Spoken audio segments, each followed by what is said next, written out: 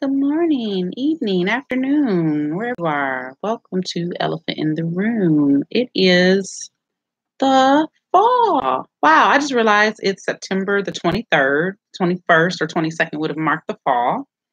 So we're into a new season. We're in season 4. I go by the seasons. And I think we're going to have a spiritual show coming up here shortly if this wasn't supposed to be it. But today I wanted to talk about social media. And social media fatigue is what I'm calling it.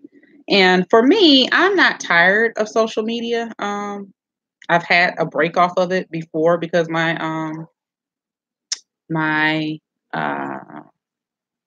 page, I think, was hacked because the stuff that was being asked for me to verify just didn't make any kind of sense. I had been asking around to other people like, did you have to do this? And some people say, yeah, I did this. And I'm like, I ain't doing that. So anyway, social media fatigue. And the reason why I want to talk about social media fatigue, I am Maya In Situ, your host for Elephant in the Room. Real shortcut there. It's because a lot of people use social media for various reasons, right? You know, some people use it for for their business. Some people use it, just to keep in touch with their family. Just all sorts of reasons to use social media, right? But here lately, it seems like I don't think it's getting worse or anything like that. I just think that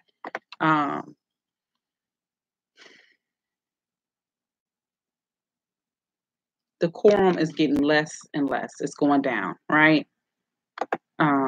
So I posted some things to my page and pulled up some comments on the Elephant Room. That's at EITR, BEITRBE, that you can go on to and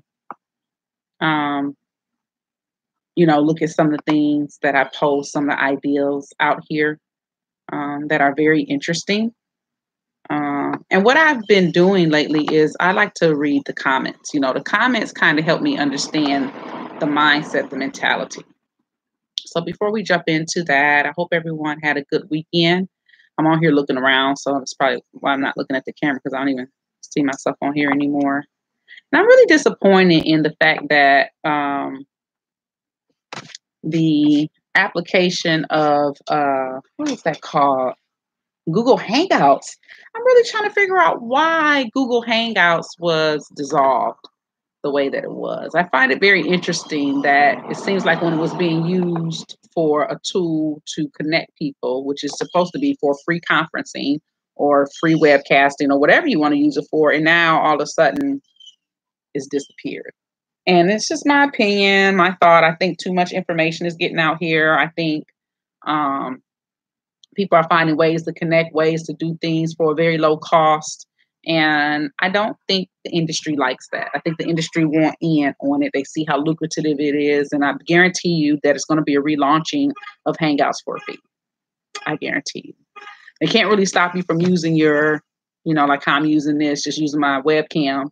It doesn't come with much features at all. You can't conference, you can't do that. And I haven't loaded back up. I still have my other program that I want to use, but I found that the Hangouts was a lot easier to share your tools and information with. The other option is Skype allows you to share and do things like that. So I'm gonna play around with the Skype and see how that goes, to see if that will filter into the YouTube application. But it's just interesting. And some people don't look at it that way, but I look at it like, this is really, I feel like it's obstruction of information, like stopping information from getting out, stopping certain people from being able to come on and talk and share ideas, debate, whatever they do on there. And I mean, there's a lot of contention when information is being shared, on some of the channels that I like to listen to, Black News 102, Sonetta TV, Dagger Squad, Philippe Shock Matthews shows. All these shows really are helping to create, lots of opportunity for questions, lots of opportunity for, feedback from the public, interactions with each other and things like that. But I don't know, this is just very, very interesting. So Anyway, I'm here today. Social media fatigue. It's already been coined, the battle fatigue that we are going through as Black people in this country, especially and those across the diaspora. And someone might look at my background and say, "What the hell are you suffering?" And that's a very just and good question, because exterior may look like, okay, everything's fine. You live in a nice neighborhood. What's the problem? You know, um, Nothing's bothering you, but that's not true. When you're dealing with institutionalized racism, white supremacy, white fragility, uh, these are design. These are designs. And so when you're dealing with a design, um, it's almost like programming, in that, um, have you ever played a video game and as you were almost at the end, the computer does something to make the boss of that level win, and that either you didn't make a move in a particular way or you did not um, approach it according to a particular pattern. Either way, that particular system is designed for you to lose. Video games are a perfect example of this. That there can be systems put in place to design to make you move. So if you make this move, the logarithm says do this, but you don't know about that logarithm in advance. And so you make that move, and next thing you know, bam, you got to start that level again, or you got to start that scene again. And then you go in and try to manipulate and do another move, and there's a algorithm already written so that you can't get past that level. you know, I used to be an avid video game player back in the day, and I've beat lots of games. Tomb Raider is one of them. I used to love to play Tomb Raider. It was a very interesting, interactive game, and it definitely kept your attention with the levels. And I played that game for a year trying to beat it, and you know, there were parts of that game that I know, I should have finished this level by now, but the different algorithms that were written, knew that likely I would make this move. And so it was designed to stop me. And so I said all that to say that is the exact design of white supremacy in the system, is that there are things put into place so that you cannot acquire true wealth and begin to realize and make actual change in the areas that you want to make change in. So say, you are a person who is socially conscious, and, say you figure out the game. Well, there's always some boss at a level standing there to stand in your way and stop you, whether it's buying homes. There's a reason why Black people don't own homes uh, in certain numbers, not because they don't have a desire to, not because they don't understand the value of home ownership, because again, there are algorithms in place in our institution that stop certain people, namely people of color, especially Black people of African descent, um, to not be able to progress in a particular way. And then you begin to psychologically think something is wrong with you on the surface, when in reality, um, there are people in place that are standing by the door, guarding it, making sure you don't get through. And so social media is another example of that.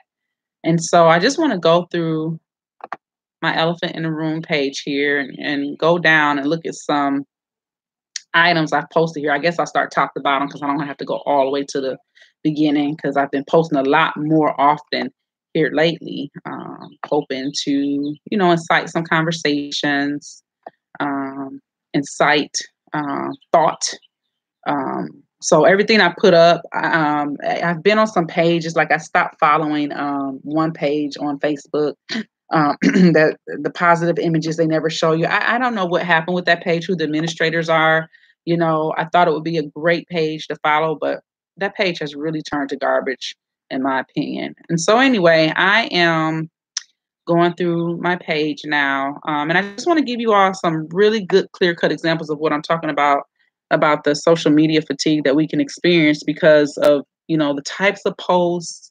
If you're the kind of person that likes to read and feel the posts and comments of um, what other people are saying. Now, and it could be so simple, and people, their mindset, we have gone so negative in our society that it could be a simple post. For example, this one I'm looking at, this one is about an Asian man and he's going about his day. Different people feel different ways about his willingness to give. He gives to a homeless or a needy um, mother and daughter. Um, he gives to different people along the way. He's pretty much trying to help everyone, right? And the guy watching him giving, kind of shaking his head like, you just gave into a lost cause. And so the young girl is reluctant to take it because the little girl obviously doesn't like begging. He's offering his seat to someone else. A lady he hangs bananas for all the time. They put in the caption, he gets nothing. He's praying every day to his God. He lives a simple life, you know. But he's an anonymous giver, is what they're basically saying. And so, he just helps out his neighborhood, He's helping the lady move her food cart. He feeds the dog that's hungry while he's at lunch. Dogs follow him home now, just to give you an idea of what's going on here. And when he comes to the scene where the woman is normally praying with her daughter and they're asking for money, the little girl has a uniform on and she's coming home from school. And at that moment, he stops and he's looking and he begins to realize that everything that he's been doing all this time has not been in vain.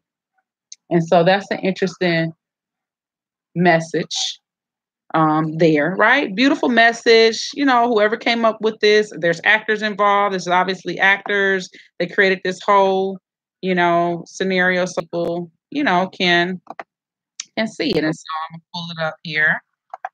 Let's see.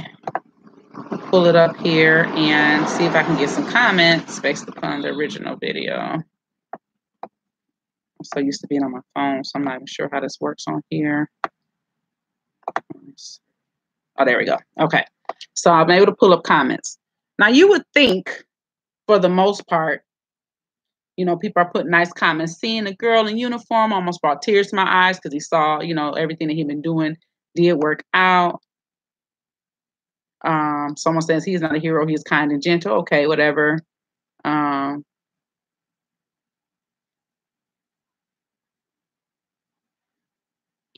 guess someone put a joke on there. They said, some people said it's a great advertisement for Thailand. So it's a Thailand, Thai ad. So here we go. So this person comes on and he says, you should never give a dog a chicken bone. This will probably kill the dog. Raw bones are somewhat flexible, and dogs are usually able to grind them down small enough to be digested without much difficulty. After cooking chicken bones, they become dry, brittle, and they tend to splinter as a dog tries to chew them. And the plant probably died. The bucket took away probably 6 liters. So the rest went out on the street anyway. Bad commercial.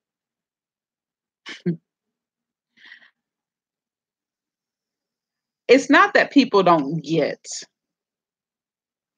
the gist of why something is created based upon from an artist standpoint. Obviously, the artist here wanted to do a social awareness ad about the unseen hero, the person that goes along their day, does good, and sometimes they don't feel like anything that they're doing is moving the needle. And then finally, that one moment where he sees the little girl coming home in a uniform. Oh, is that why they were here? Mom couldn't afford the uniform. At least she gets to go to school with the money that I'm giving, right? Right. He's talking about chicken bones. Okay, so that's just one guy, right? It's just his opinion, no problem, no opinion. Other people go on stage, just takes a little kindness. Here we go. Nice message. The only thing I thought that was strange was the old woman received a bunch of bananas every day. Does her diet consistently consists mainly of bananas. They put a laughing face. Okay, maybe they're just being silly, right? No problem. You know, people go on and say he's probably happier than people that are rich. Some people say when you give, don't expect nothing in return. Blessings just keep going. Unconditional caring is a gift. That was not the point of that ad, by the way. Um, you know, some people saying good job. Some people saying it makes them cry every time they see it. See this, it's motivation to them. And then some people notice, you know, these negative comments. Says, man, haters hate. See the story for what it is and hope it touches someone's heart enough to change their view of life. All you haters can take your God bless yous and change them to God help me to see you in everything. It's haters like you that keep the very souls that need God's grace and mercy out of churches and give God a bad name. Something about a beam in your own eye. So he's speaking of the one Christian scripture. But that's true, isn't it, though, right? I only brought up a couple examples where people are like, yeah, but is it because the world and America especially says that your opinion matters no matter what? Is that what's going on here? Or is it that the dynamic of humanity is changing in the most profound way? This is actually light work. I can go on to something way more controversial, which I'm going to. You know, people are learning a lesson on here when you read through the comments. But, you know, this is not uncommon to go through, you know, comments. I mean, it's 1,795 comments.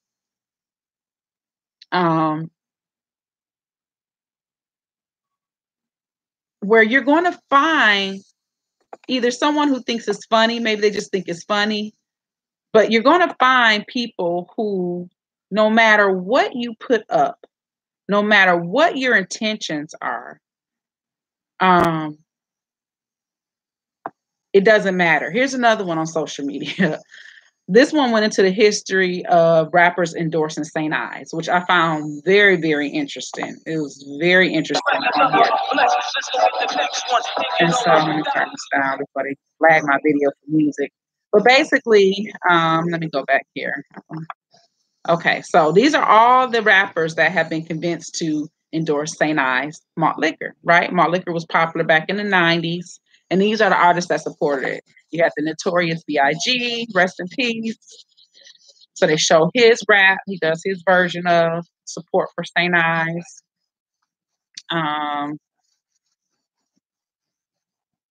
Raekwon,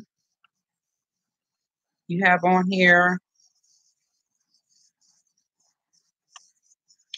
You have Tupac, another lost fallen soldier, you know, on here. You have Cypress Hill, you know, again, these are all 90s rappers. They're all rapping for St. Ives, right? Cypress Hill, Ghostface Killers on here, you know, very popular in the 90s, 2000s, whatever, 90s. It had to be 90s because Tupac was still alive. Snoop Dogg, you know, of course, getting his bread. Snoop Dogg always getting his bread. It was kind of cool though because he got his little smooth style on him, but then he had his gangsta on when he was talking about St. Ives, subliminal messaging. We talked about that before. And then you've got on here Warren G, of course, you know, out rapping about St. Ives. So all of these commercials that St. Ives created and all the rappers that promoted it, right? They drank it, they promoted it. Method Man, you know, these are people that we love, you know. I'm not hating on the fact that they're doing it. I'm just trying to point out something here. You got Method Man, right? It's on social media. Got Ice Cube, of course. The Cube's on here. The Cube's graduated himself to another level besides gangster rapping or whatever. He's somewhere else. He's acting, producing, doing all kind of things now. Dr. Dre, of course, another prolific person that has stood the test of time as far as his career is concerned. I'm really sorry. I really would like for y'all to be able to watch this, but the way that the design of this is, I can't really bring it on. And anyway, if I did it, somebody probably be flagging the video anyway. So anyway, and so finally Dr. Dre's, you know, low rider flips up, flips around, turns it to St. Ives bottle. Pretty cool commercials, right? But what is this saying? What was being promoted here? Malt liquor. But then you'll have some politician come along and say, oh, well, you know, these gangster rappers are, they're just awful. They're promoting these horrible things. Well, St. Ives is a liquor company. Who owns St. Ives? Let's look that up. Information can be found.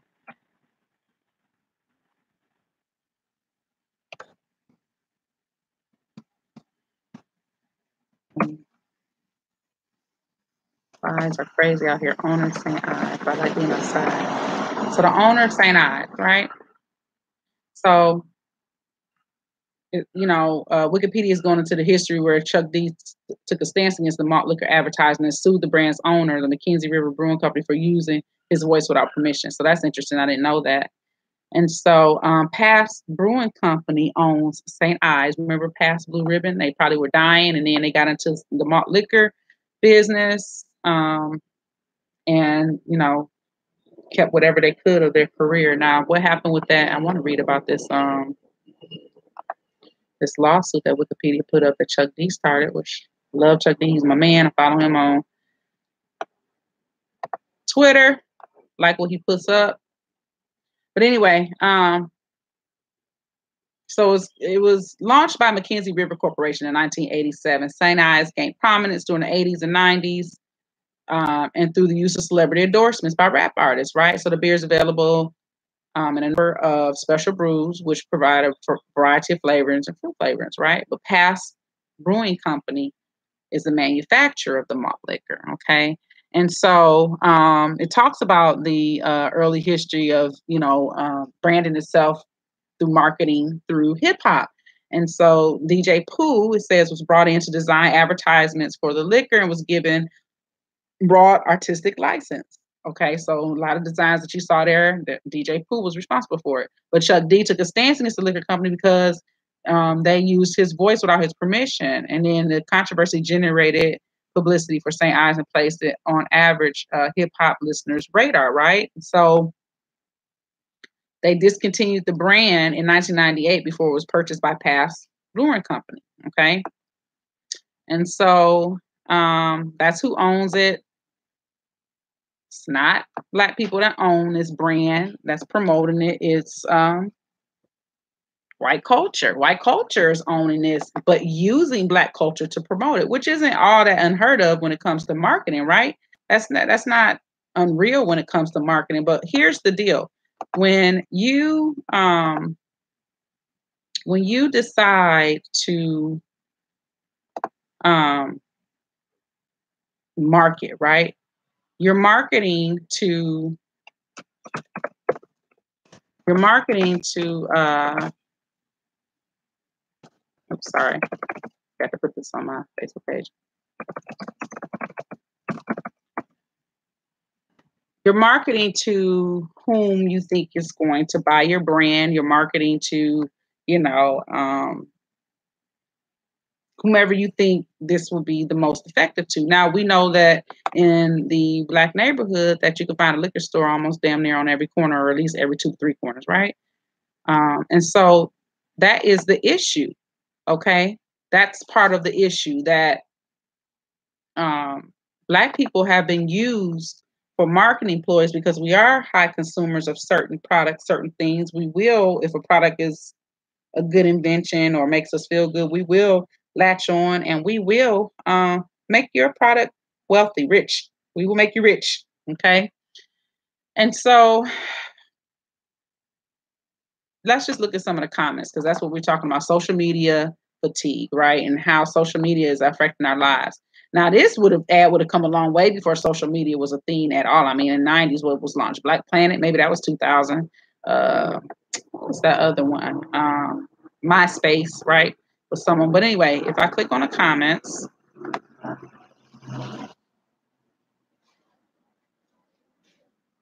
people are seeing this. They're realizing this now. So because we're more socially conscious, we're more aware. We call it woke. You got people commenting on here in a very interesting way. But the irony of that all is that we're blaming St. Ives, like St. Ives is the only brand that's corrupted our communities. I mean, all kind of alcohols are sold in the neighborhood that market to Black people and people of color, Latino, Hispanic community, which if you study public health, you know that community does have problems with alcoholism, as does Native American communities have serious problems with alcoholism. And so it's not just the Black community, it's also people of color, because you don't see the same kind of dynamic when you go into suburban or white rural neighborhoods, a liquor store on every single corner. It could be because of the population dynamic. It can't just be one thing, but one must think that obviously there's a reason for that. So you have here, and one person comments, and that was one of the things that started the corruption of African Americans and how we could easily be manipulated to buy things we don't need. The power of media is fantastic, right? So that's marketing 101. Another person put a tool of the oppressor. Another person put a piano on the woo is tight, so he commented on what he wanted to. Some people asking why didn't they have Nate Dogg on there, right? Some person commented, remember we used to drink these MFers about the case, right? People wondering, did they make a soundtrack? And one person felt that's cool. I like to see them young and barely starting out, So, some people don't see it like that.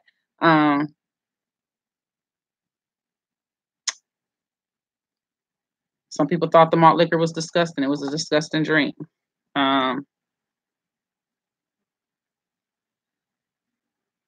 people saying their favorite malt liquor next to Crazy Horse. ST period, crooked ID to the E to the S. See, I remember that. It just came back to me. So that's catchy. Remember ST period, crooked ID to the E to the S. Remember that?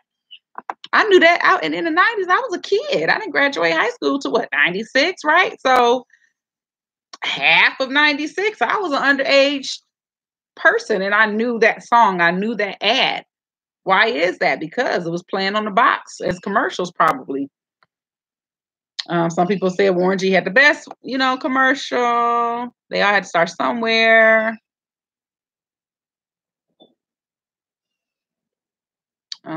So anyway, this one only has 104 comments. It doesn't seem to have too many negative comments necessarily, but the reality is marketing is important. And now this is being reintroduced to social media. Somebody conglomerated all the commercials together, put them together, and put this on a page. And so the title of it is A History of Rappers Endorsing St. Ives, and it's under a page called Food IQ. Who is Food IQ? Let's do some digging. Open this in a new tab. Ooh, I'm cooking greens, y'all, with some turkey neck bones. I know I'm supposed to become more vegan, but the turkey neck bones smells good in the greens, and I'm getting better though. I'm getting better. At least they're turkey and not ham. So anyway, Food IQ is sponsored by someone named Chowhound. Chowhound is a place for food lovers to discover new recipes and food hobbies. And so they just found this. I don't know if they created it or if they just found it and posted it, but they're putting it on their page. You're looking at some really old commercials, like it's a commercial with Danny DeVito on it. And, sometimes these posts, they don't, people aren't really meaning any harm. They're just, posting things like, oh, look at this. I remember this. Ha, ha, ha. But when you look at the implications behind it, this is being marketed into the African-American community before social media was popular. So you had, ads. You had magazine ads. You had, magazines, Vibe, Essence, Ebony, Jet, all these companies would put that in there. And I think there's been some regulation on drinking in ads and smoking in ads. A lot of times they cannot solicit that way. They cannot market that way. And so a lot of people, we're happy to see, the artist nostalgia, right? But a lot of people who are socially aware look at this and say, wow, look at that. I just sang the ad, and I'm telling you that I was underage. I wasn't nowhere near 21. During this ad phase, I was definitely a youngster, and I remember that song. And what does that tell you about the power of marketing and its effects? But anyway, just looking at the comments, it's pretty mixed here. It's not, too much going on. But as I go down, you will get to some really negativity as we go down some of these things I've posted. I posted one about positive energy, right? So you would think this is just a simple ad. It says the school replaced the tension with meditation and results are phenomenal. That's awesome. And so instead of detaining children and having them sitting there doing a bunch of nothing with, an overseer, likened to prison, right? That's why they say schools are like prison, school to prison pipeline, because schools are very reminiscent of the way prisons are designed, and that's why that argument is made.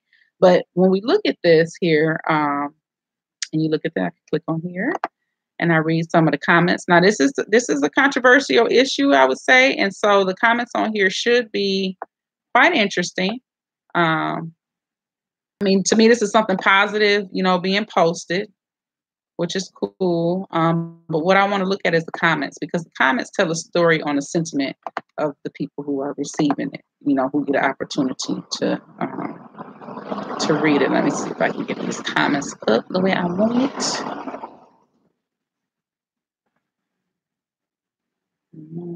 This might be harder. Let me go on to this one. It might be harder to pull it up here.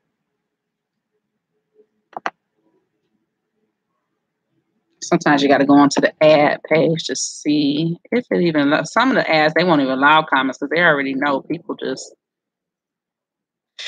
get really interesting. But if you go onto political sites like, I like the Young Turks, man, when you start reading those comments, people are all over the place. Excuse me, with that. Those greens, good. Can't wait till they done. I did collards and I did mix them with mustard. Sometimes I like to mix my greens. Usually mustards and turnips go together traditionally, right? You're talking about soul food cooking, but I mix my collards and my mustards too because I like the coarseness of collards and the softness of mustards. And so mustards shrink a lot though. That's the only thing.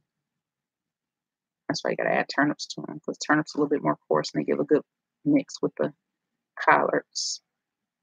I think it will be delicious. I had some watermelon today for my breakfast.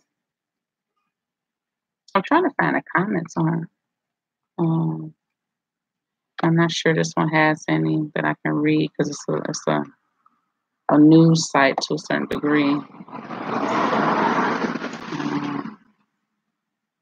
not sure comments were made available. Are you behaving yourself, Angel? Just because you see a dog walk by don't mean they won't be bothered with you. Okay, so this one didn't really allow comments on here, but that's a positive, message. So, okay, so here's another one. This one is telling the story of, I hope I'm saying her name right, Nevaeh. She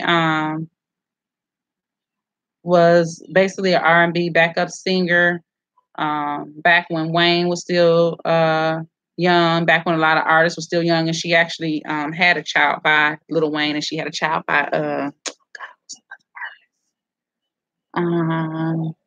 let me see, it's on caption, so hopefully she'll mention his name while I'm talking. I can't remember the other artist's name she had most of her children by. But her story is a typical R&B story where she was raised in a church. She was a singer. She came from a singing family. She said she never really did want to be a singer, but her mom could really sing. Her dad was an influence, and she was shy. She didn't participate in challenge shows or anything like that. She waited after school, stood in her grandmother's driveway in Scottsdale. I guess that's Arizona. She listened to Mariah Carey songs, blah, blah, blah. So anyway, her story was a beautiful story. By the time she got through it, I was inspired by her story because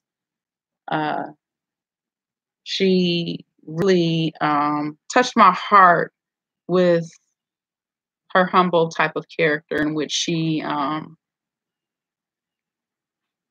She, I wouldn't say she could, maybe she got taken advantage of. Okay. Right. But anyway, so this is about the comments though, right? I don't want to go too much into a diatribe about what I saw in her story. But this young lady's story was a very interesting one. And so I just want to look at the comments and see. Because what I picked up from her story was pain. There was some pain there. She finally was able to tell her story, talk about, her experience, how the Black community did not embrace her because they said she was too pop. There was even a clip on there where they were saying she was a Black Britney Spears, like yada yada. And it's like, sometimes we don't realize how hurtful we are in our commentary. And social media gives us the platform to voice our opinions whenever we want, and we could do it almost anonymously because the people who see our names and our profiles don't really know who we are. So it's a version of anonymity, but it's not complete anonymous because your name is on there, right? And so, some people come in talking about, a Black mother sacrificing everything but herself, which that's what I gather from the story, as well. She supported the men whose careers came in. And let's see, who is this? Oh, that was Mystical. So Mystical, she sang on Mystical's that song, Danger, and I think Shake It Fast. So she sang on both of those, that young lady. She said she worked with the Neptunes, yada, yada, etc. And so when she was telling her story, she actually came to tears on, the lack of support that she had from some of these successful men. They have their own story, I'm sure, about what happened with the two of them. But from her vantage point, she talked about the lack of respect, and support with her children. She was married to one of the gentlemen that she did songs with, but his career didn't take off. So after she did, tour with Mystical, and she still had to deal with being the Black Britney Spears. And again, this is like 2002, right? So this is before social media was really a thing. And so, maybe, how sometimes you do the magazines and they would publish some of the people comments, or you get fan mail, right? Back in the day, it was fan mail. So you open up fan mail, like, oh, people, singing to this song, and they're telling you what they think about you. And then, she told about another part of her story where she said that she came out and sang a solo song that was supposed to be her own song. They booed her, didn't like her, and then she came and sang her song that she collaborated with, and they were all like, "Oh yeah, this is my song," and they were like cheering her. If that isn't a clear-cut example of bipolarism, it was the same exact artist. She came out, sang her own song, y'all tripped on it, and then she came out and sang the song that was radio popular, and y'all hated her. How does that happen? Some people could say, "Oh, well, maybe the song wasn't that great," or that's bullcrap. Just knowing the behaviorisms of people and that love-hate relationship that celebrities go through. Uh, people of status in the media who, put their face out there, put their voice out there, the criticism that they take, not only from, people that they don't know, but it becomes even more of a thing from people that you do know. Sometimes it's surprising, and I've seen other people who have put themselves out in the limelight and made a career of it, that I happen to know, and their comments are always how cruel people are. How incredibly cruel people are, and the shock is not from the strangers that are judging, it's from your own family and friends that either don't support you or just you know treat you bad. And so with social media inception, these people are getting all this feedback, right? So social media is really putting the strain on that dynamic of people trying to put their artwork out here, because anyone who sings, anyone who writes, anyone who produces, you are putting yourself on the line. You're putting your information, your your uh your craft out here. And maybe people like it, maybe they don't. It's their prerogative to do so. But people are especially cruel uh, if they don't agree or if they don't like something. They're really cruel. And so another person makes a comment, which I thought was a good comment. See, women, you can do the right thing, get married, have the child, a man with money and your own money and still get played at the end by not only your significant other, but by your male managers, your industry, and your peers. He says, I hope Black women continue to boss up and make the non-traditional moves necessary to make themselves above the oppression of a man. I wish, I hope I pronounced her name right because I never realized who sang that song, Nevaeh Well, and hope that her next project will be one that she can be proud of. Let me hear how to say her name because that's my thing. I don't like mispronouncing names. That's not cool. That bitch is rare. Can't you tell me who?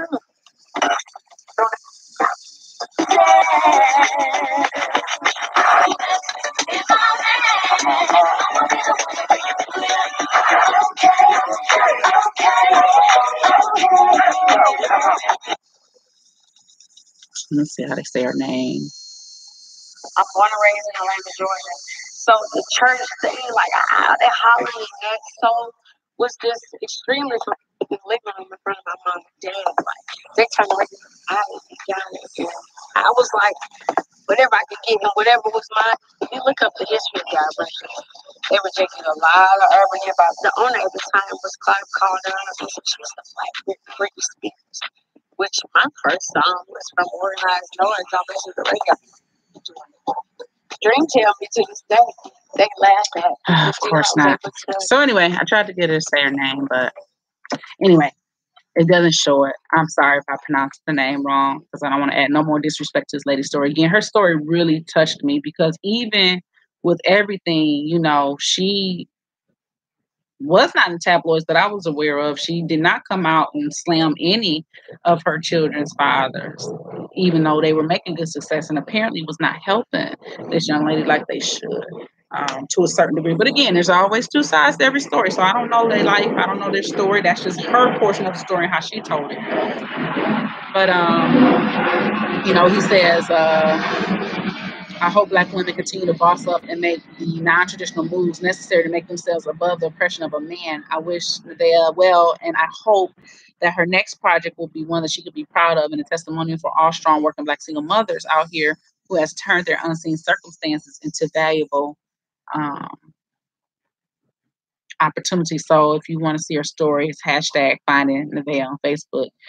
And then it goes on to some other stuff, but hashtag finding Nevaeh, Nivea. And it was a very touching story. And I could feel her pain and I could feel everything that she'd been holding on to. And when you look at her, she was and still is a very beautiful, young lady, and exploitation happens all the time. I mean, look at Roxanne Shante. Her story was very interesting and the exploitation that went on with her as a young artist. She was smart, but she still got played, to a certain degree. And so, all these young women artists that come out and, try to make a name for themselves and they're excited and they're thinking that these guys around them are going to look out for them. And unfortunately, the men have been very predatory in the music industry and modeling industry and just entertainment industry, period, when it comes to women. And they know it and they know what they've done. And now this Me Too movement's coming out. And so, that's the backlash from things that they've been doing for years and want to deny. And unfortunately, because it was a man's world, there's a lot of things that were going on that maybe at the time, the men just felt like, oh, that's just, that's business. But that's the point. That's the point that you all are not getting. That's how you were running business. And that was all by choice. The behaviors of men towards women, has been reckless in a lot of ways and it's been very predatory. And it's unfortunate that Black men haven't fallen into this category, especially knowing that we all in a struggle together. But yet and still, low man down. So the women was the low man down. And look at Toni Braxton's story. I mean, Babyface and L.A. Reid. I mean, come on. These are some of the most nicest images that you see. And today's stories come on, you realize they, at one point in their life, were being monsters. And I want to call it a behavior, not call them monsters, but allowing themselves to stoop to their lower self, their lower vibration, not doing the right thing, not making the good choices for the artists that they found, just exploiting them, stealing basically from the artists. How do you do that with a straight face on? And she had to sue them, and I'm sure, water on the bridge. Maybe they hashed their differences, but she had to sue them for her money. Tony Braxton did. And so, I mean, it's one story after the next. And hers is another unsung hero, whatever story coming out where, we mean and we say one hit wonder, but in reality, these people are human beings trying to make it in whatever career choice they choose. And we, the fans, and all the industry that's supposed to support this person and lift them up, lets them down. So, social media, you got a good message here, but let's see. Let's see how far down we got to go to get to an interesting message. Somebody had to tell them she had a stroke. That's the accident of the brain, speech impairment, the twitching, and more is from her having a stroke. So obviously there's somebody on here talking about, and I noticed it. I noticed that in her speech that, some of her words and her facial gestures were a little bit different, but I didn't, think to look into it, but I noticed it. But obviously this person had to put this comment in because people being mean, talking about the way she looked. She had a stroke. That's an accident of the brain, speech impairment, the twitching, and more is from her having a stroke. A person doesn't recover from a stroke overnight. It can take years. I love her spirit and more blessings to her. And that's what I put. When she was talking, her spirit was so beautiful. It was so beautiful. You could tell that she didn't mean anybody any harm, even though maybe she had been done wrong, and she didn't let it internalize her. She didn't become bitter about it. And that's not easy to do. Another person wrote, this is one of the realest interviews they ever seen from a performer, very guarded, not self-absorbed, shy, but talking about her children and her sacrifices are real. When she got to the part about her children, that's when it became really real. That's where her priorities lie, are her children. She said she wasn't selfish. She didn't send them off to a nanny, so that was her story.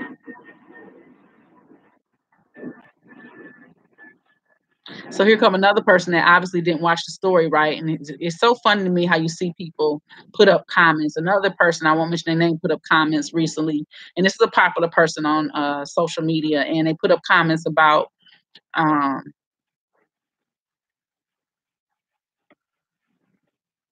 someone with their wife, one celebrity with their wife.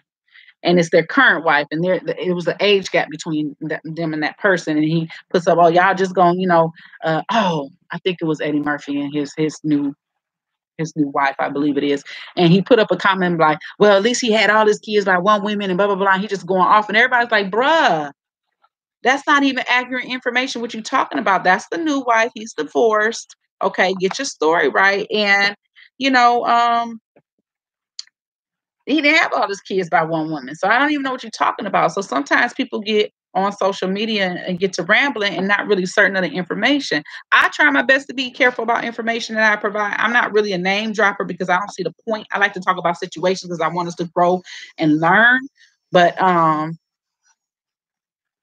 let me see. Here they are bringing up who her husband is. But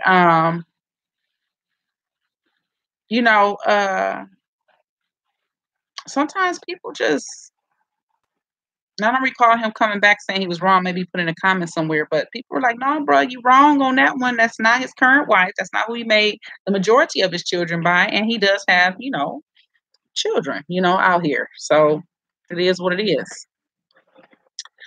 And so this person put in this, the reason why that came up with me is she put this person on here comment said, oh, so y'all gonna see the part about how she chose her children over her passion for artistry and fame and fortune, and how she was selfless instead of selfish. Y'all just see her lips, really. So here it is that people are having a comment speaking to other people, talking about the way that, she's forming her words, not understanding the struggle that she went through. And this is what we do, right? I'm gonna give you an example on my page. On my page, a person I knew growing up, just a classmate, put a comment, and they show 4 pair of women underwear. And it's this man recording. This man is recording her underwear. Her underwear has various levels of discharge in it, some staining on it. He got them all flipped over, and he's like, really, really, this is what you do, and that's what he's doing. And of course, I'm not going to repost anything like that. And I came into the comments and I said, okay, basically, to the gist of it was, so do you all know what infection is? And if she had an infection, did he help her? And so since y'all own this, it's a new little joke that black men don't cheat, right? So that's the new thing. Black men don't cheat, and they'll, post different stuff, and you're like, okay. And so black men don't cheat, right? And so, I said, oh, is this part that black men don't cheat? If she has and this is kind of frank, if she has discharge in her underwear, in her pants, and it's stemming from an infection of some sort, the first thing that comes to our ignorant minds is, oh well, she's nasty. She, her, she. Let's talk about the nature of infection. Infections don't stem in a host, they're contracted for the most part. Okay. And they're contracted for various reasons. Um, an infection is just an expression of an underlying issue. Okay. So once you're infected with something, it could be bacterial, it could be viral, it could be fungal. Okay. Speaking in terms of a woman. And so, the first thought that came to my mind was, this man is documenting a woman that he's obviously intimate with. Okay, he's documenting her underwear, so maybe he's mad at her or whatever is going on. And yeah, I don't know the backstory. And my first thought was, she's sleeping with you, bruh. So you just gonna skip over the fact that you sleeping with her, okay? Maybe you caught that she had infection, maybe she had some smells. But do we understand that infection does not only come from STIs, used to be referred to as STDs? Do we understand that? Do you understand that cervical problems, vaginal problems, natural vaginal disorders, fungal problems, yeast problems, that's part of fungal, cause um, different vaginal uh, conditions? That is just not all about STDs. And what struck me was, even if it was an STD, bruh, you could have gave it to her. Are you an angel? More than likely, unfortunately, I'm stereotyping men right now. More than likely not. More than likely not. But it's all her fault, right? See, this is our mentality. We have become so evil, for lack of better words, lower self, lower vibration in our behaviors, that we don't see ourselves anymore. He thought it was appropriate to come on social media, post this young lady's business. Maybe she did have an STI, but isn't the first thing that she needs help? She needs help. And do a lot of men understand that STIs do not present in them the same way that they present in women? No, you don't, because you don't read nothing. Most of us are not reading, okay, anything. And so, with that knowledge, because of my background and what I study, men are walking around every day loaded with no symptoms. Asymptomatic is what it's called. Asymptomatic means that you have the underlying issue, but you're not expressing it in the form of a symptom. There are lots of viruses and bacteria that hide in your body, and you can be infectious, but you may not express symptoms. But as soon as you infect another host, that host, especially women, because of the composition of our vaginas, will express those symptoms. It will let you know pretty much almost right away you've been infected. Okay? I hope I share some knowledge with some men so they can stop blaming all the time, because more than likely something that you're carrying infected her in the first place. Because wasn't she good when she met you? Did you smell anything when you met her? And yes, she could be cheating. That's another factor. But the point is that if she was good when you met her, and now all of a sudden something's coming up, it could have been something that you had when you met her from a prior relationship. Again, men do not express the same way that women do when it comes to STIs. It's a known factor. Look it up. Go on Mayo Clinic, look up STIs, look at the various ones, and look at the ones where men express and men don't express. Just document it. What venereal diseases or what STIs are asymptomatic or without symptoms in men, and look at the list. We are ignorant. We don't know, but we are so quick to judge. And so that was one of my comments. And the individual commented back to me like, yeah, but that's still nasty. Okay, I understand what you're saying, but nasty on who? Because she wasn't putting her underwear up there. Nasty on her or nasty on him? Because if she's infected, I'm quite sure she wasn't going around looking to be infected. That's first and foremost. People don't go around looking for infection. Nobody wants to be infected. You can get an infection of your intestines and have discharge. You can get infection of many of your organs, your ovaries, your uterus, your cervix. Do you know how many items are? Most men don't even know what's inside the woman's body. I'm gonna just put it out there like that. Y'all don't know what they look like. You don't know what an ovary look like. You don't know what a healthy ovary looks like. You don't know the different layers of the vagina, the external, the internal. You just don't know. That's why a lot of you all are sexually oppressive in the first place, because you don't know what you're doing. You don't know what you're working with. You don't even know the apparatus what you're working with. You think you're doing something and you're not.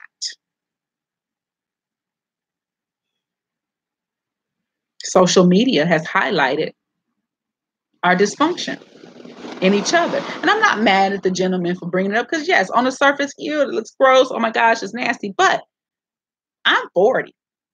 And so if I'm 40 years old, most of the people that I am on the playground with is my age or usually older.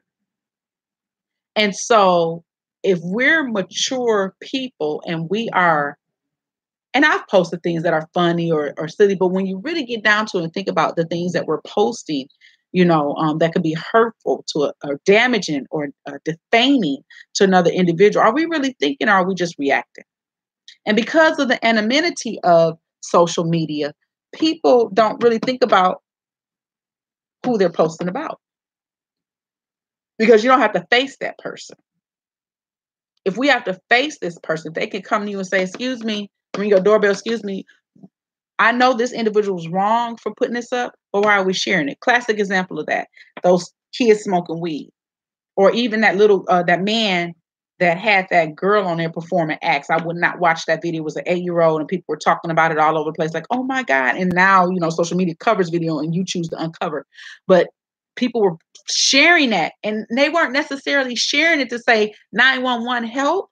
They were sharing it to say, oh my God, look at this. Ew, oh my gosh. Well, the police department had to come back and say, hey, you guys are sharing this. This is child pornography. And everyone who's sharing this is implicated. Oh, you see, we have become a society of act first, think later. We're not thinking about what we're doing, and all of us have been guilty of it. All of us. No one's exempt. No one's pretty much exempt. Maybe the little old lady in the corner somewhere, but most of us, the majority of us, are not exempt. Social media has ruined us to a certain degree. It's got some great features. It is a great tool. It has been used in very positive ways, but it has also shown a very low side of us. And this is what I'm talking about, and how does this play into our liberation? Because that's what I'm about, Black empowerment, right? How does this play into our liberation? It plays against it in a lot of ways.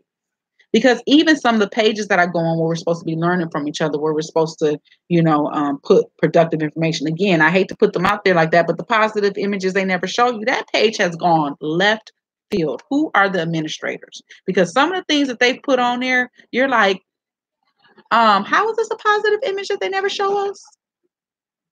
And so I began posting more to my page, because I want there to be an outlet where we can see and learn things about Black people that no one else is willing to share. Our story is being told more and more every day. We've got the conscious community who's trying to get information out there, and they're trying to make us aware of our greatness, and even in that, there's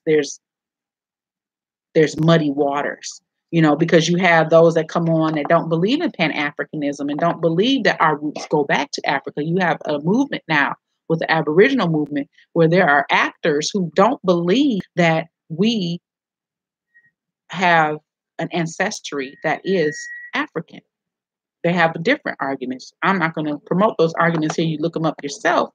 But that's just the reality of what's happening out here. And social media is the engine that's driving a lot of this. Various social media. You have Facebook, you have Twitter, you have Instagram, you have YouTube, Yahoo. You got so many different social media. Gmail. I mean, you just got so much. Well, Gmail isn't really social media, but or neither is Yahoo. But if you look at Yahoo's people, they have a different area we can go in. And I think Google has connections too. So you can connect to people and talk about different LinkedIn, which is supposed to be more professional, but people get kind of unprofessional there. But I think LinkedIn has a very small tolerance for that. But the reality that I'm saying is that we're all connected now. The world is getting smaller. It's not getting larger. And how are we using these tools to benefit each other? In a lot of instances, we're not. So, as I go through the comments here, obviously there's some negative commenting and there's some positive commenting. You got people defending her because, like this comment, whether she's high or not, she just became naked for the world to see. She's obviously been through some ish, all while being there for her children. Instead of bashing her, pray for her, grow up. They're saying grow up. I hope she makes it. Everyone deserves to fulfill their dreams. So you've got comments on here. You got people like, I'm so hurt by the comments, and this ain't even me.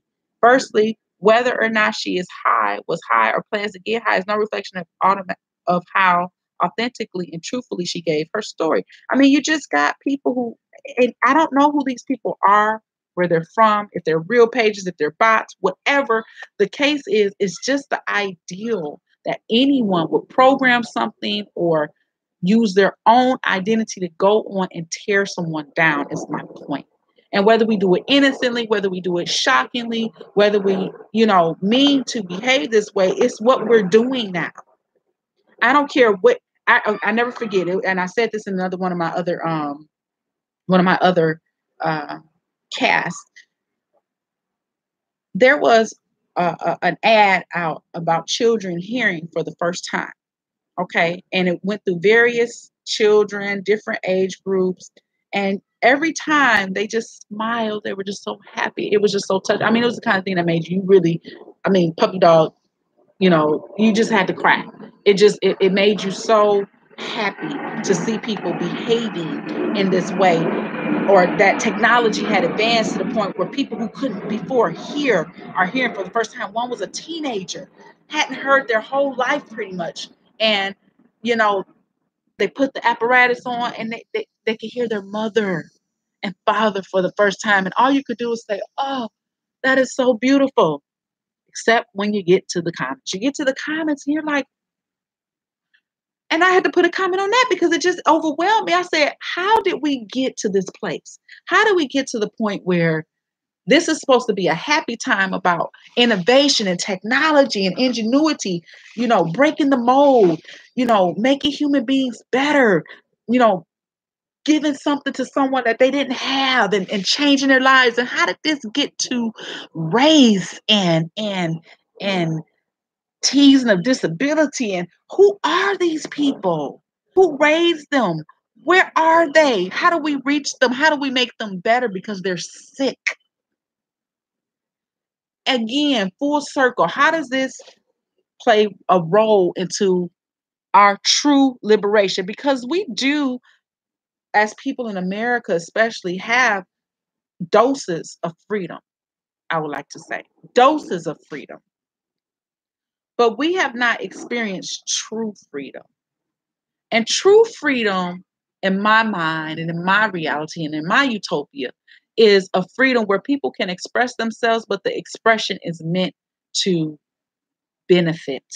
Because some of us think freedom is about oppression. Some of us think freedom is about suppression. Some of us think freedom is constantly, oh, these mosquitoes out here, constantly steering people into our own satisfaction, into our own way of life, instead of allowing people to be who they are and growing in a positive way. And that kind of utopia is probably reserved for some kind of heavenly place that many, people who believe in spirituality believe in. But I want to believe that utopia can be achieved on this earth in some fragment of form. What does that utopia look like? It looks like, people who respect one another's differences. And it's easy to like someone's similarities. It's easy to say, I like that person because they think like you. But how do we graduate to the point where we can begin to not even necessarily but get along with those who don't have the same point of views. And I'm not talking about those extreme point of views where people like, I don't think these people should have this because they're from this culture or this group or this skin color. Those people have no room in my utopia. I'm talking about, you know, you might like a way of life that's just stark different from mine, but your way of life's not harming me. It's not going to make or break me at all. And I can respect your way of life enough to say, I'm not with that. That's not for me and mine. That's not what I would teach me and mine. But I respect your right to express that. And that can come on many different levels. But because of our oppressive nature as human beings, we can see how we are. We can't even live with animals. Like we're part of the animal kingdom, right? According to biological models. But we have set ourselves apart so much that we don't live in the wild. And that's for many reasons. Obviously, we don't want to be killed. We separate ourselves. But what I'm saying is the dynamic of it is I have a firm belief. I put up this video of a sunflower, and they were able to hook this sunflower up to it, or this apparatus up to it, where it picked up the vibration that the sunflower was giving off. And that's on my page, on my Elephant in the Room page too. And when they hooked up these nodes to the sunflower, the vibration was able to be picked up and converted into a sound, because that's what vibrations are. They're sounds. And if you filter them through certain apparatuses, you can begin to hear on the level that a human can hear, because there's sounds that dogs can hear that we can't hear. Some people are like, that's hogwash. Well, study science, okay? I'm sorry that you don't get it, but pick up a book. So anyway, the wavelengths were converted to where you can hear the sound of a sunflower. Let me find that video because I really need to play for you all to hear this. Nature is of wonders and of beauty, but our destructive nature, I fear, is going to stop us from being able to benefit from the wonders, from the wisdom, from the contributions that nature can make to us, because we have become something else. We are of nature, but we are something else. We have evolved into something else. And so let me see if I can find this. Here it is. I just want to play this. So it says, woman records unique voice of sunflower. It sounds like music from another dimension. It's on a site called en.goodtimes.my. So this is in another country where they've done this. And this particular site looks like a credible site. Let me see what they got here.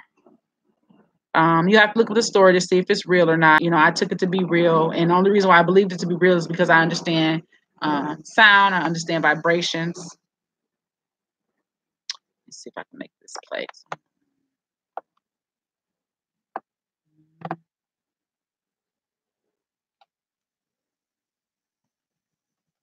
That's just a photo. Let me see if I can get the sound bite. As they say, push here. I guess on my phone, it just made it different.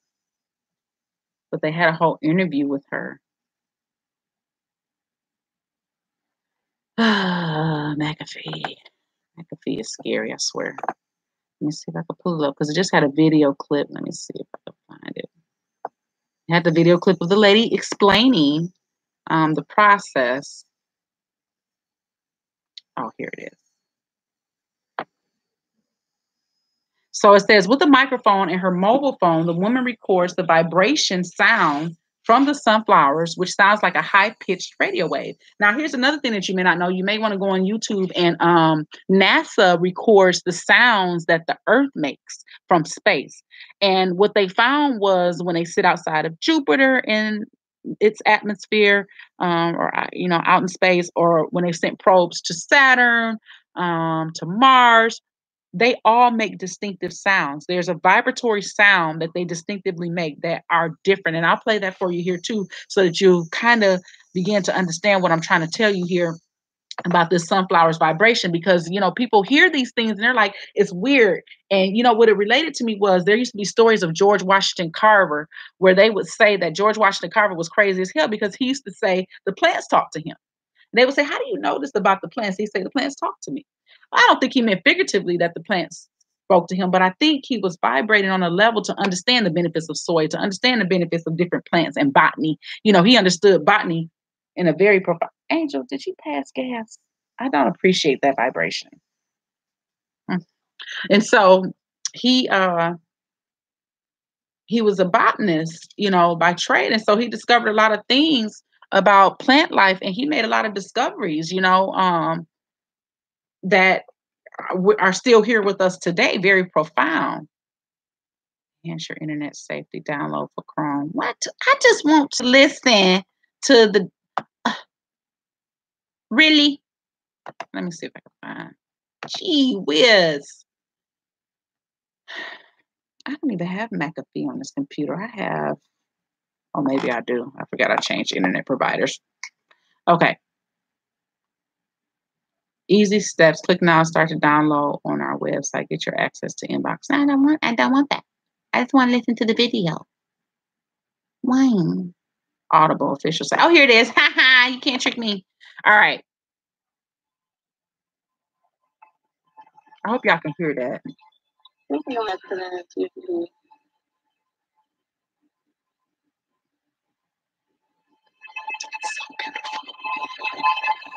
It sounds like what a sunflower would sound like it's radiating to the sun. I hope y'all can hear that. I pray y'all can hear that. If not, please go. I'm speaking another language because they're overseas somewhere. It just sounds like it's playing the violin.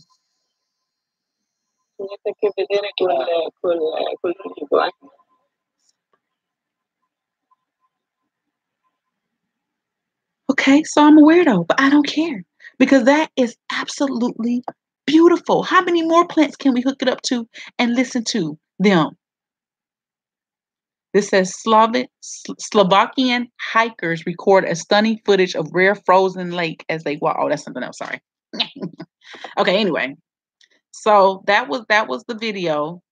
You can go onto this. If you go onto my page at EITR, you go on to Facebook. When you're searching in the search field, you put the @ and then EITRBE, and you'll pull up my Facebook Elephant in the Room page, and it's on there. It's on there, and you got to scroll down lower. Scroll down, not to those first parts, but scroll down to the video where it shows you the video of a woman standing there with 2 notes on a plant, and she's playing it.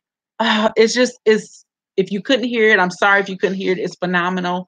Again, YouTube, and go on where NASA records the sounds of the Earth, the sounds of Venus, the sounds of Saturn. Saturn is very interesting because it has the rings.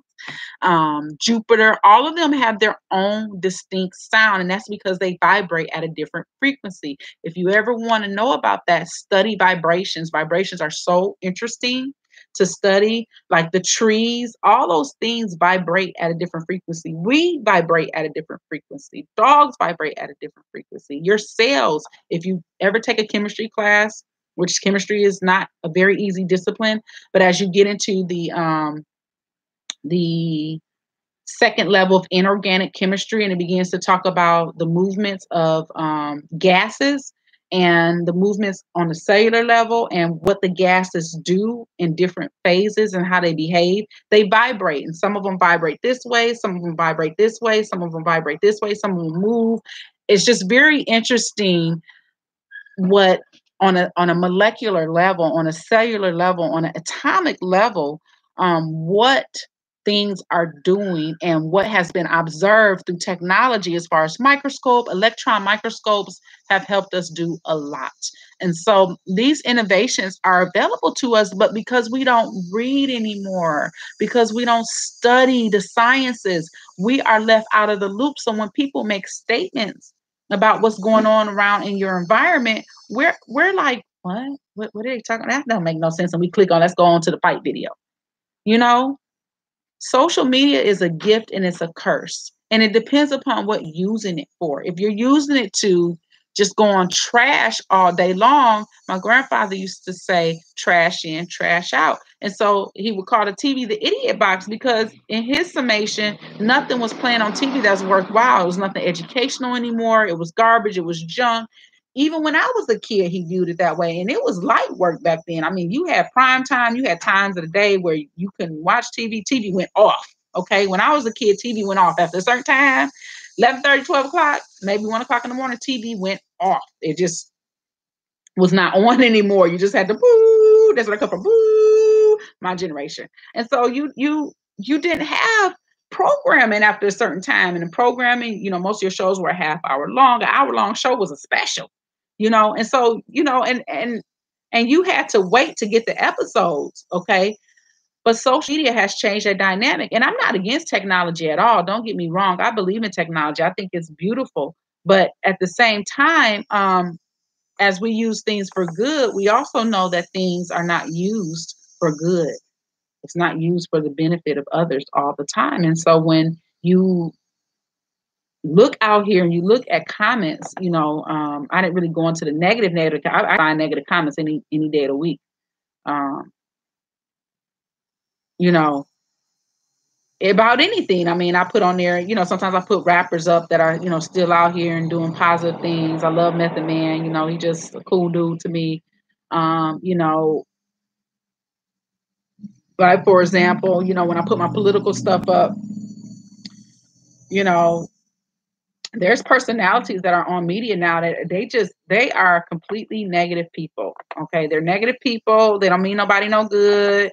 They just don't. So like, now politics, we're going to find the comments. So it's not going to be any problem to find those comments that I'm talking about. So let's just read through some comments. So basically, this is the personality. Oh God, what is her name? Why am I forgetting her name? I know that child name. She's a Fox personality, blonde hair, young lady, and she has very strong stances, especially about people of color. She always has something to say about people of color and very little to say about her own cultural group who has been,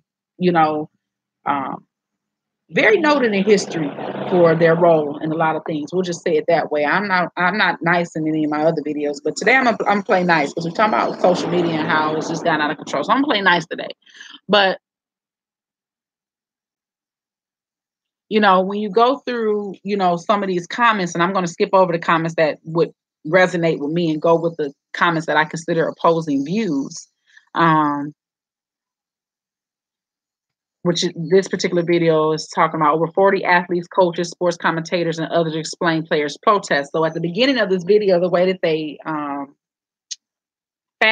designed it was they came out with the I don't know why I'm forgetting this child's name. I know it. They came out with her comment like, I don't understand why they're protesting. Please, can someone please understand? Which we know that's bull crap. You understand. You just, you're pretending. You're great pretenders. You're pretending that you don't understand why these players are kneeling. You're trying to make it about the flag. And they've already explained to you it's not about the flag. It's about this. It's about that.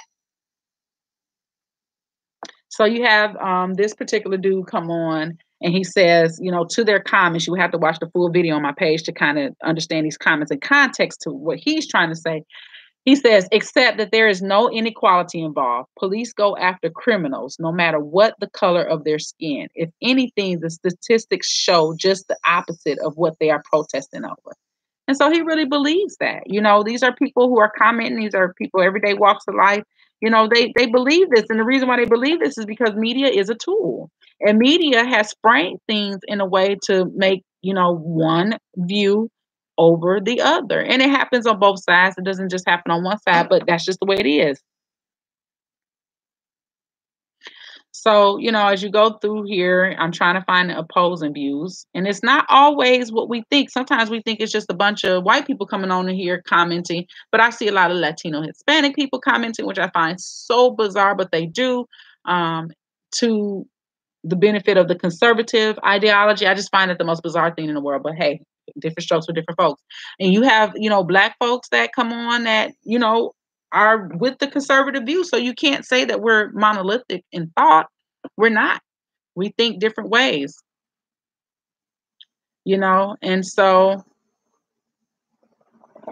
let me see.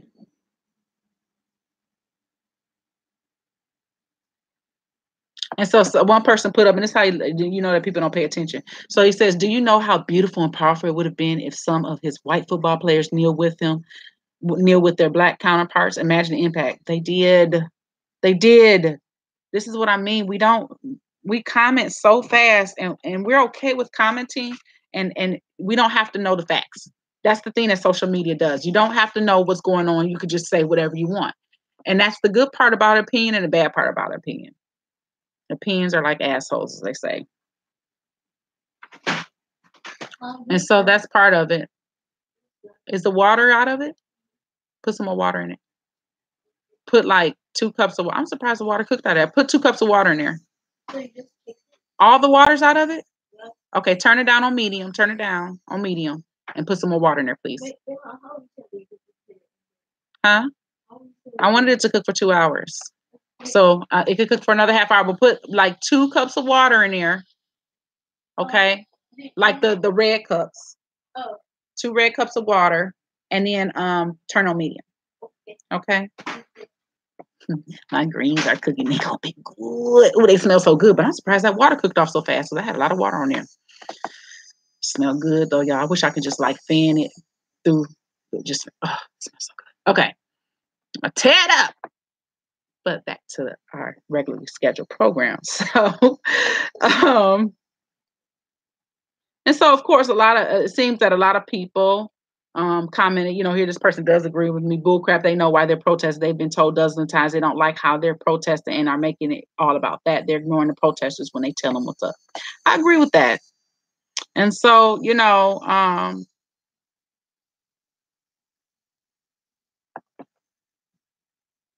so people are using social media to deny obvious truths. Colin Kaepernick has come along so many times and explained where he got the idea from, a retired veteran, and why he's doing it. He also contended that the Star Spangled Banner itself was a framework of racism, which it was. There were stanzas taken out. And I remember, it's so funny that they brought that up. I said, oh yeah, I forgot about those stanzas. And eventually they removed it from our school books because they were there. They were there. Okay. It's not like they weren't there. There's a lot of things in our history books that I remember that were being said that were removed since I've become an adult. So we're not going to, they're going to pretend, but I'm not going to pretend. Okay. And so, a lot of people are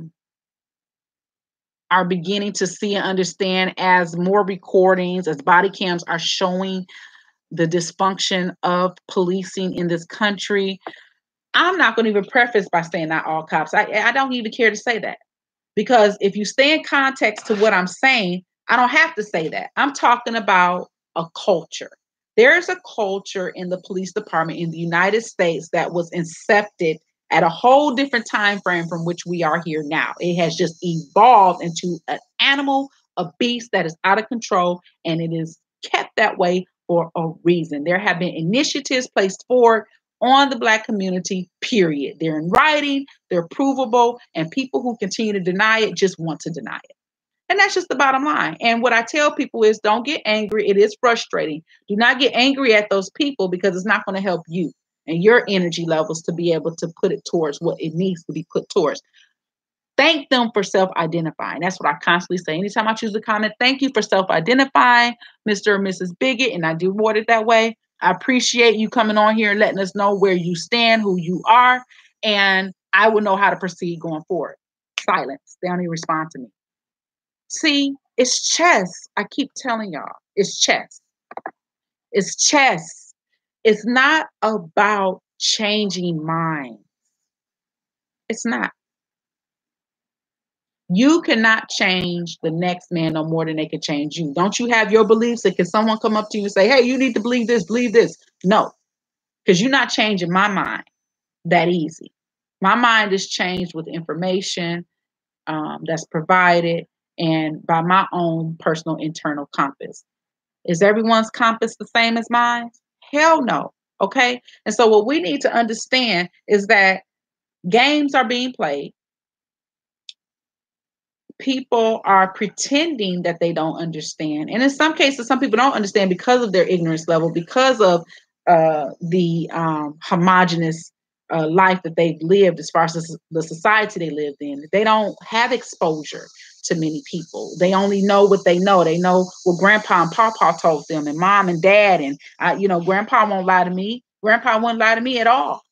You know, everybody doesn't have the spirit of challenge. Everyone doesn't feel in their being what's being told to them and say, that don't sound right. That sounds weird. No, once Pawpaw and Dad and Mom and Auntie and Uncle Jeb and all them tell you something, or they behave in a certain way, that's how I'm supposed to act towards that person. This is not coming out of nowhere. Okay. Racism is a attitude. It's an attitude. Racism is not the law necessarily. It has been the law, but it's not necessarily the law. Where does the law come from? From the ideas and minds of human beings. And so racism works and continues to be in existence because it is an attitude, it is a mindset, it is a behavior, it is a culture of people who wish to oppress for personal gain. I just redefine racism, whatever. But the point is that the reason why we're not going to see the change is because we're not changing ourselves as Black people. We're playing from a playbook that's outdated. It does not work that way. Accept the fact that people believe in a prejudiced, bigoted way. Accept the fact that people will use racism as a means to an end. Accept the fact that we're at war. This is not peacetime. You ever heard of a Cold War before? We are at war. It's not a bloody battle. It is a battle of the mind. It is a battle of the spirit, okay? Social media is a tool. Social media is a tool. It's a tool that's being used by many. And so if we understand that dynamic, that social media is a tool, that racism is predicated upon prejudice and bigoted beliefs and culture, and that is in place to suppress and oppress certain people with whom it means to be on the outside of the system, the better we can begin to understand how to challenge and battle this beast. Again, we are playing chess. Chess is about what do you sacrifice in order to take the queen. Okay, you got all these pieces on the board, the object of the game, and I've never played the game, by the way. The object of the game, but I understand it. The object of the game is to sacrifice the other players so that the queen advances. Without the queen, you have nothing. Without the queen, you have nothing. If you don't know chess, go on a computer, play it. I said I was going to start doing it because chess is known to change the wiring of your brain, just like drawing, just like being ambidextrous. These are things that we did in our past that we don't know about. Not necessarily chess, maybe chess. I have to research that. I'm not sure on the inception of chess where it was played, who I played it. But I do know that being able to write with both hands, okay, being able to draw, being able to read and write music. These are all brain teasers. These are all things that connect wiring in your brain in a particular fashion. Okay. And when you begin to exercise these areas of the brain that require you to think in a particular way, the understanding changes. But as a people, we have to begin to educate ourselves again. There's a lot that I know that we don't know. Like one person put up about the vaccinations, and I know vaccines are so controversial, but we don't understand vaccines, and we don't understand that they can be weaponized, right? Because, you know, when you do an injection, there are several things that can go into an injection. And unfortunately, our government has been caught with the bag in their hand. The Tuskegee experiments did not help any trust in medicine. The history of obstetrics in this country did not build any trust. Obstetrics is the study of women, is the study of gynecology. So obstetrics and gynecology, your woman doctor. The history of that does not help. The history of the medical field does not help in the discrimination and the prejudice that's been predicated upon people of color, especially Black people in this country.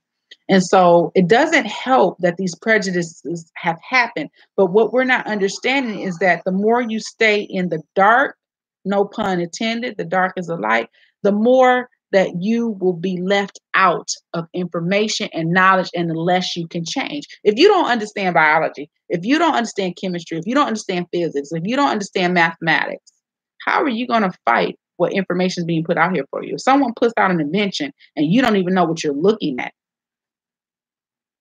and the snake oil salesman is trying to come to you to tell you this is a benefit, how are you going to debunk what it is that they're saying? How are you going to say, no, I know I should get it for this rate. I know I'm supposed to get this. I know you're supposed to do this. I know I'm supposed to do that. You can't even have an intelligible conversation. They're now talking at you. There's no more dialogue here. They're talking at you because you, me, us, we would not take the time to read and learn. That's what I've been putting after a lot of my posts. Read, learn, listen. And the next thing I'm going to start putting is read period, learn period, listen period. And the next thing I'm going to start putting after is apply. I put apply sometimes because you can read, learn, and listen. That's where we are now in the conscious community. And that's where the frustration is coming. We got all this information, but what are we doing with it? That's where we are now. We've been learning a lot over the last 30, 40, 50 years. But what are we doing with the information that we're learning? So now we have to apply. It can no longer be about, well, I've got all this information. I'm the best scholar. And okay, that's great. I'm glad that you can recite these things. But how do we apply it? Because application is the difference. There's a saying that those who can't do, teach. It is a horrible, mean-spirited saying, but it has some truth to it. There's truth in jokes. Those of us who cannot do, teach. Not necessarily true, but there is some truth in that. So I could teach you all day, but if I can't show you how to apply it, it makes no difference that I know algebra. I had people post, well, when do we use algebra? I said, you use it all the time. You just don't know it. I don't use it in my job, still rebuttal. Ignorance. We have to dispel the ignorance. Ignorance comes into play when we're unwilling to correct behavior, when we're unwilling to concede that we're wrong, and when we're unwilling to make the changes necessary to move forward. Okay, so if we're saying that I'm always right and I know everything, right? Like I say on some of my exercise, when I do my exercise and I come and I post and I talk to my Facebook family on my personal page, I'm gonna start talking more on my Maya and Sintu page because I'm not talking enough for people to get to know who I am. When we are going through life's journey, as we learn things, the things that I learned as a youngster have been corrected over time. And the reason why is because as information becomes available, as people experiment with things, as we invent and create, we learn that sometimes the old way of doing things is not the most efficient or it's not right. And so we change, right? But some people interpret that change as they didn't know what they was talking about in the first place. That's why they always change. No, sis, no, bruh. You're misunderstanding the process. You're misunderstanding the process. That's not what science is. Science is not saying I'm right all the time. Actually, science is opposite. Science is, and the science methodology is, if there's a current working idea or theory, I can create a theorem to go against it. And I can create experiments, information, tools to dispel or disprove a current working theory. Because theories are ever changing. It's just the most accepted concept for the time. But when a theorem is created, that's the infancy. It's saying, okay, I have a new idea. I see the way that we're doing this, and it's not necessarily wrong. For example, I'm gonna give you a good example, that the MRI machine. The MRI machine has changed over time. The MRI measure its strength in Tesla. Okay, so the first Tesla machine to come out, I believe, was a 0.5 Tesla, if I remember the history correct. And over time, 1.5 came out, and now we have a 3.0, and I think there's another generation coming. So if there's a 3.0 Tesla MRI that gives us better, more clear pictures, it's stronger, but the human body can withstand the magnetism that is being created within this machine to create an image. Okay, you have to look up MRI, which stands for magnetic resonance imaging. If you come up with a 3.0 Tesla machine, okay, and there was as early as a 0.5, was the 0.5 wrong? Was the 0.5 wrong? Is the 3.0 right? No, neither one of them are wrong. They have advanced enough to have a different function. It is an upgrade to the information. An upgrade doesn't necessarily mean the old was wrong. It just means that there is a more useful version. There are still 1.5 Tesla machines that are being used and 3.0, and they're used for different reasons. Is the 1.5 wrong because the 3.0 gives you something else? No.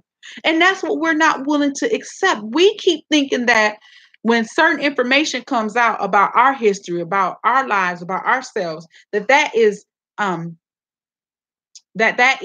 just set in stone. That is static, if I'm thinking about it right.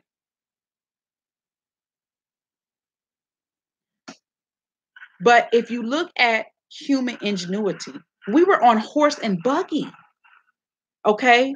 Now we have airplanes and helicopters. Is the horse and buggy wrong? Is there something wrong with the horse? Is the horse now defective and should be obsolete? And we no longer recognize a horse for its power and what it did for us along the way? Or are we proud and happy and thankful that we were able to come up with an invention to where we ain't got to work the hell out of horses no more? They can run free, do what they do. We can use them for, different things. Well, what we want as humans, we've been granted that, we're at the top of the evolutionary ladder.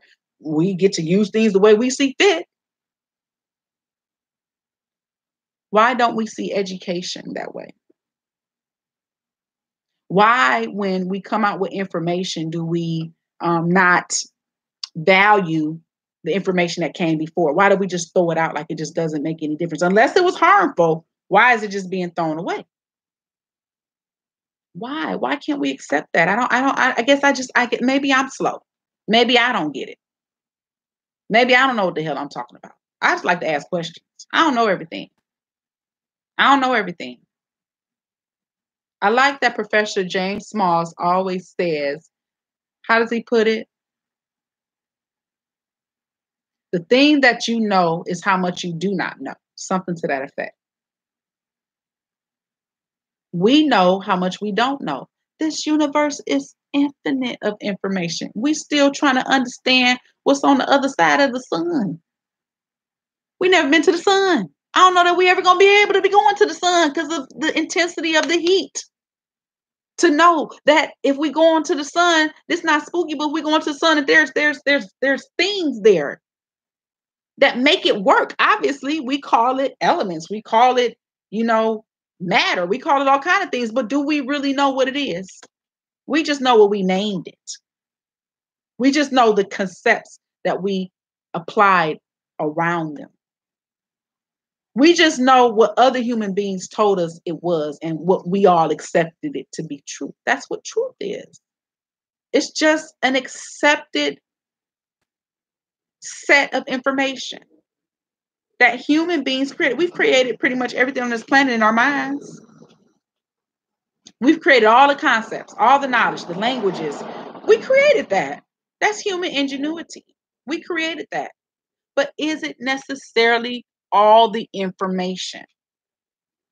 Absolutely not. And anyone arrogant enough to think so has stagnated their own growth. There's no way you could know it all. You just know what the working definition is today. And what I am challenging my people to do with social media, with education, with the things that we're working with at our disposal, is to use those tools to help us to grow, to progress.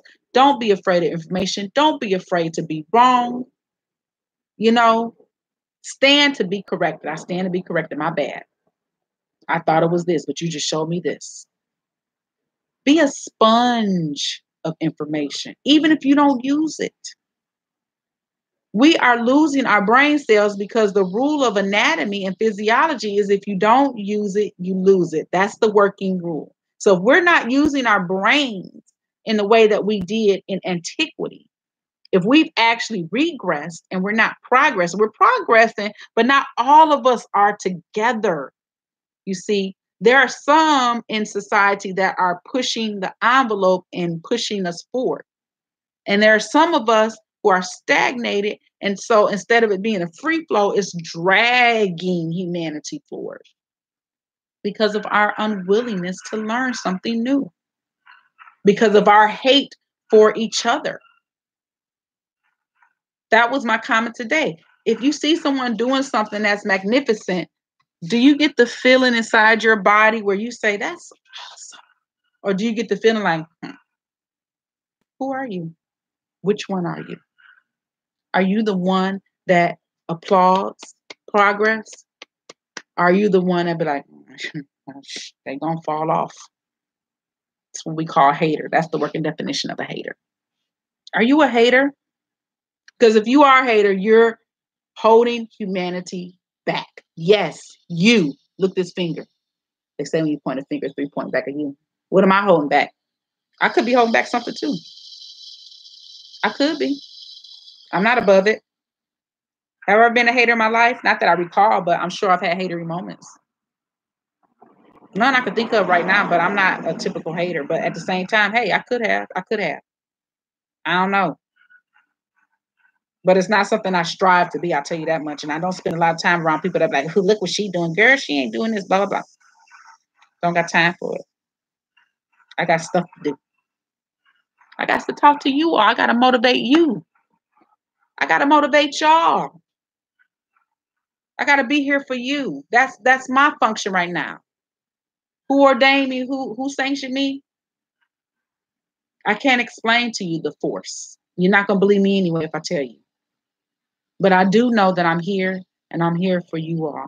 I want to provide information. I want to provide content. I want to give you all the food for your soul because it's been food for my soul. It's helped me tremendously by graduating even just to this small little point. And I still have growing to do. So I hope you all take this message. Just go on social media. Just do it for yourself. Look at the comments. Just look at the comments. Before you even comment, before you say anything, before you take a position or a stance, just look at the comments. I didn't even finish going through these comments, but I could tell you, just go through my page and read the comments. They there because I done read them. But I do want you all to think about what I've said. Think about how it applies in your life. And if it doesn't apply in your own life, think about whose life it applies in. And if you can encourage them to think differently, because until we get this vehicle moving, we are stagnated as a culture group, Black people in America especially, but I'm sure across the diaspora. I don't know everybody's story, but I hear things. I don't know how true they are, but I hear things. And we're, as far as I know, economy, what I study on economy on a global level, on a health level, we are stagnated. And that's not for nothing. It's not because of the white man necessarily. That's a component, but there's a large component that's us that we're going to have to change. I have to do it. You have to do it. And the only way we're going to do it is listen, read, listen, learn, apply. Those are the 4 principles that I'm pushing. Read, listen, learn, apply. If you notice, the first 2 require you to keep your mouth shut. Read and listen. Learn too. Apply, you might have to talk some more. Learning, you might have to do a little talking because you got to interact with other people to express ideas. But reading and listening require you to keep your mouth shut. Those are the first 2 pillars. And we have to continue this. But that's my spiel on social media. We're a little bit below the 2 hours that I like to do, but the content was light. I'm thinking that my next show may be my spiritual show. I have to look at the lineup, and I may have used this episode and gone over. But my next show is we're going to get back into spirituality, and I want to kind of dig deep into it and put some ideas out there, more about vibrations, more about this universe around us, and more how to hone this power that we have internally, that thing that's powering us, that thing that says boom, and we become into existence, and we are who we are. It's a force that drives us. Let's talk about that. So I love you guys. I love my people. I love Black people. I want nothing but the best for them. In my opinion, in my eyes, by default, if Black people are better, the world is better. Right now, the world is in chaos in a lot of cases, and that's because Black people ain't right. I believe that with my heart. I believe that with my spirit. I believe that with my mind. Once we get right, the principles of my eye, the balance will come into fold. We will be better. So take this information, share it, like it, subscribe to my page. If you go onto YouTube or if you go onto my Facebook page, either one of my Facebook pages, if you know me personally, my Maya Institute page, if you don't know me as intimately, just go ahead and click on elephantintheroom.us, my website, and you'll be able to click to all of my different areas and see what I've been doing. Just read what I've been doing, see how I think. But let's get some ideas going. We're not talking as much. I want to talk. I want to interact with people. I want to express ideas. I want to throw some ideas out here. Maybe we might have an argument. Maybe we won't. I don't know. But we got to do something. We got to do something. I love y'all. Peace.